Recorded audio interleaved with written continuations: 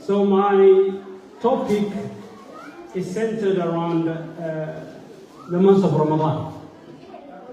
And I would like to start with the purpose of our creation. Allah subhanahu wa ta'ala says, وَمَا خَلَقْتُ الْجِنَّ وَالْإِنسَ إِلَّا لِيَعْبُدُونَ. And really, when one ponders on this statement, and there's nothing else that Allah subhanahu wa ta'ala has created mankind for except for the purpose of worship. So when you look at other things that the humans are engaged in, there are things that instantly humans, Allah subhanahu wa ta'ala has made easy for them. For example, a person goes to work. It's a natural thing, very easy thing. A person goes and studies. It's a natural thing. So Allah subhanahu wa ta'ala, as He enabled the air that you breathe, has enabled you to function as a human being. So the thing that you are engaged in do not require from you special care. So that's why when you look at the verse of Allah subhanahu wa ta'ala, وَمَا خَلَقْتُ الْجِنَّ وَالْإِنسَ إِلَّا لِيَعْبُدُونَ, you really understand that there is nothing that requires you effort and you mujahada and you striving except the worship of Allah subhanahu wa ta'ala. Except the worship of Allah subhanahu wa ta'ala. And Allah subhanahu wa ta'ala, as He created the creation, or He created the human being, He put in three things, three chambers, three areas. The stomach, where He consumes and drinks and eats. In the mind, where He processes information. In the heart, where the belief of Allah subhanahu wa ta'ala exists within it. And the most important part of that human being is the heart. It retains the faith and the belief in Allah subhanahu wa ta'ala. It retains the main purpose for the existence of a human being. So that's why Allah subhanahu wa ta'ala, the success and failure of mankind, He made it within His heart. Meaning, that's why, your body, what you eat affects you. Yes? What you process in your mind affects you. And what you believe affects the heart. So this is the main goal that the slave of Allah subhanahu wa ta'ala should always work towards fixing. Rectifying and purifying the heart. And if you ask me, what is this relation, what is the heart got to do with the Ramadan? In concise, I can tell you that Ramadan is coming to revive that heart and remind that heart the purpose it was created for. To cleanse the heart. To give life to the one that is dead. To save the one who is in the brink of falling. And to strengthen the one who was holding to it.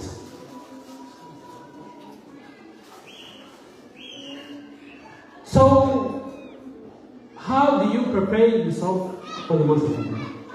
You prepare yourself for the month of Ramadan through cleansing your heart. Through cleansing your heart. From what things do you cleanse your heart? You cleanse your heart from the things in general, from the things that Allah subhanahu wa ta'ala despises. From al-bughd, hatred, envy, and self, looking to yourself as a superior to others, and belittling others. All these matters, it negates the asas. For example, al-hasad, envying others.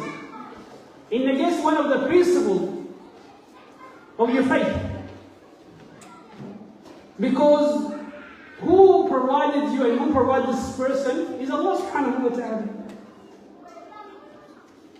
وليس يعني it's not because of you, not because of that person, but Allah subhanahu wa ta'ala كتب لذلك إنسان كما كتب له. So Allah subhanahu wa ta'ala has written for that person as is written for you. So by you becoming envy to that, you're going against that real basis of the religion. And when you look at, now I want to have a frank talk with you. You really want to know your weight. قيمتك. هل تريد أن تعرف قيمتك؟ Your قيمة is not in your appearance, nor in your feature, nor in what you know, is the qima of your heart. What exists in your heart. Because as they say, ما استقر في القلب, that which stays or stays in the heart becomes apparent outside, externally. So you want to really know who you are. You want to really know that if you are successful. You want to really know that if you are smart. You want to really know that you have achieved something. Look at your heart. What does your heart retain? Does it retain hatred? Does it retain envy? Then sorry, you haven't reached. You're just lying yourself. You're lying to yourself. If you're talking about your body, there will be a day that will come. Okay? It will be decomposed. It will be gone. As you came from the earth, you go back to it. You talk about your mind. Maybe when you are still alive, your mind goes down. You know, humans, they think as they go up, they progress. But as you go up, you're going down. Because you're reaching your peak with you. What do you think? So your mind, when you get to that stage, it becomes like a child. So really that thing that actually has a weight in yourself is in your heart. So I would like to remind us the importance of preparing our hearts for the months of Ramadan. And I would like to explore together the hadith of Abu Hurairah radiallahu anhu. He says, إِيَّاكُمْ وَالظَّنِّ. إِيَّاكُمْ وَالظَّنِّ. So really now you want to achieve something from the month of Ramadan? You want it to lighten your heart? And you want to see the truth of life? Then follow what the Prophet ﷺ says. As Allah subhanahu wa ta'ala says, يَا أَيُّهَا الَّذِينَ آمَنُوا اسْتَجِيبُوا لِلَّهِ وَلِلرَّسُولِ إِذَا دَعَاكُمْ لِمَا يُحْيِيكُمْ. In the awamir of Allah subhanahu wa ta'ala, in the awamir of the Prophet sallallahu alayhi wa sallam, it gives you existence. It takes you out of that illusion that so many human beings are.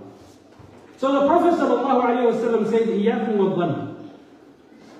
Be wary of doubtfulness, suspicion.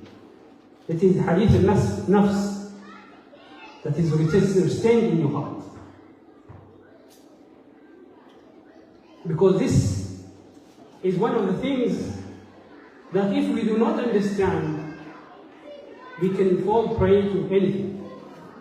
You know, you have your nafs, you have your desires, you have the shaitan. They all work to deceive you.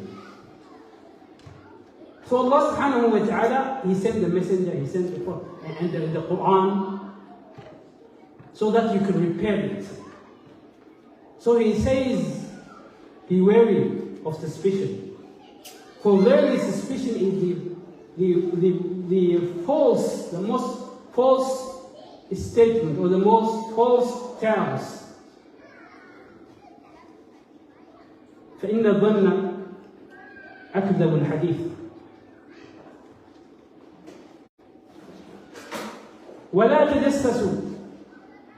Do not spy on each other. Now the internal instigation, الحركات الداخلية تولد الحركات الخارجية. So now externally you have that suspicion in yourself that is not based on nothing. And now you start going out, searching for people's fault, seeing what they do. Allah subhanahu wa ta'ala ما كلفك إلا نفسك. You are المسؤول عن نفسك. خلاص. You worry about yourself. And it's sufficient for you to think about yourself, not think about others. If you really think about it. ولا تنافسوا ولا تحاسدوا ولا تباغضوا ولا تدابروا. And do not compete. That you want to be the unique one out. And one of the things, subhanallah, Allah subhanahu wa ta'ala, لأجل حكمته and آية للإنسان.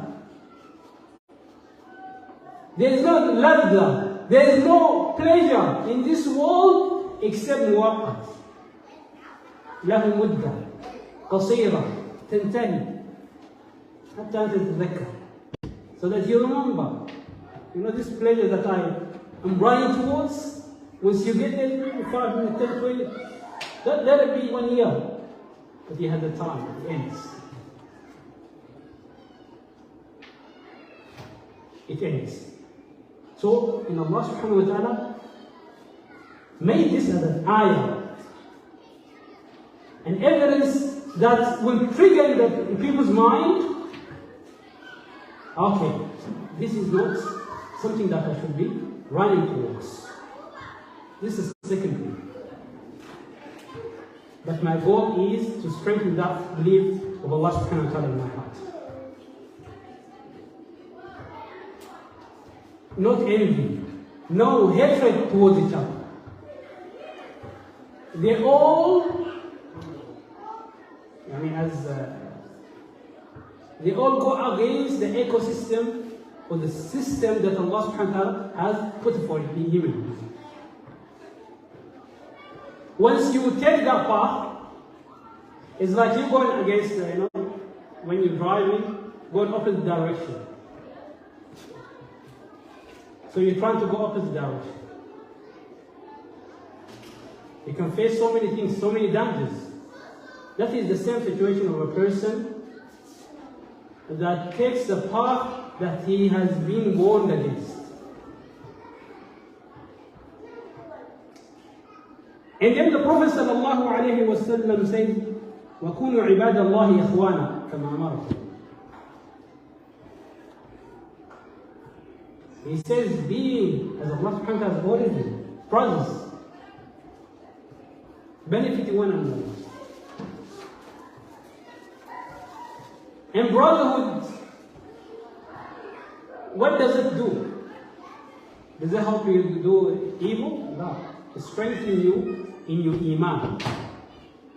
That is the goodness in it. That's why you hold on to it. That's why you become, as Allah subhanahu wa ta'ala says, إِنَّمَا الْمُؤْمِنُونَ إِخْوَةٌ. Really the believers are brothers. And then the Prophet sallallahu alayhi wa sallam, he calculates that which he mentioned. Al-Muslimu akhul Muslim. He tells you. The believer, the Muslim, is the brother of his brother. لا يظلمه ولا يخذله ولا يحقره. Nor does he oppress him, nor does he disappoint him. Now his relationship, your relationship to others. That means it is a way that you need to conduct yourself.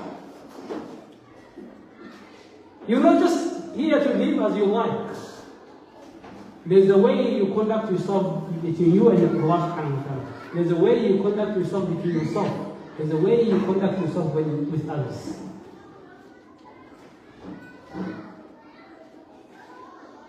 And then he says, nor does he disappoint him, nor does he belittle him. And after that,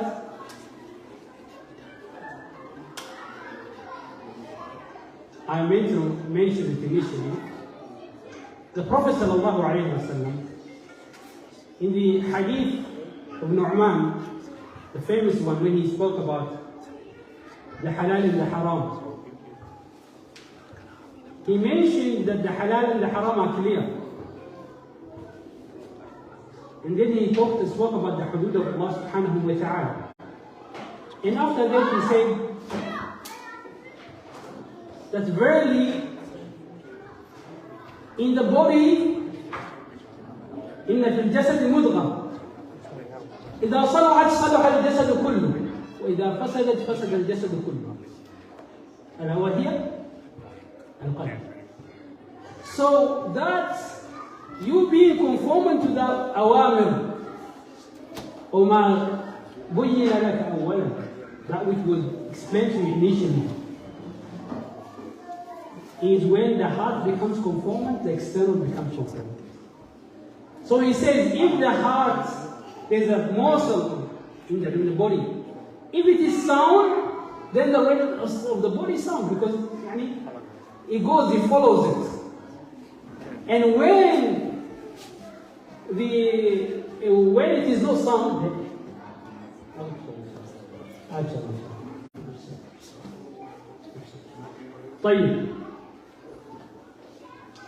so when that morsel is not sound, and then the rest of body doesn't become conformed. So the Prophet ﷺ, he continues, he points to the chest, he says, "At-taqwa ha-huna." Taqwa is here. And he did that 3 times. And he says, it is sufficient for a Muslim to belittle another Muslim. As a sin, it is sufficient for you, for us, to belittle a person. Belittle, you look down to it. This is not in my level. This person, is jahil or whatever, or is poor, or whatever you think, whatever illusions you have. He said that is sufficient as a sin. ويحذرك وكل مسلم على مسلم حرام. Every Muslim من عرضه ودينه وماله, his wealth, his honor, and his blood is all haram upon you.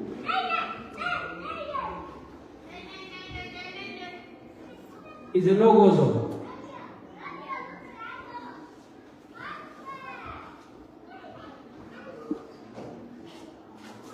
So Allah subhanahu wa ta'ala, the Prophet sallallahu alayhi wa sallam, he mentions after that, he says,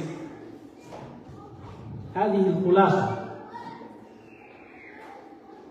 Now, the month of Ramadan, as Allah says, وَمَا خَلَقْتُ الْجِنَّ وَالْإِنسَ إِلَّا لِيَعْبُدُونِ الْعِبَادَةِ لِتَحْقِيقِ الْعِبَادَةِ. So the month of Ramadan comes for that ibadah. Listen. So now, that ibadah, the heart of that ibadah is in your heart. So the Prophet ﷺ says, he reminds you. He says, إِنَّ اللَّهَ لَا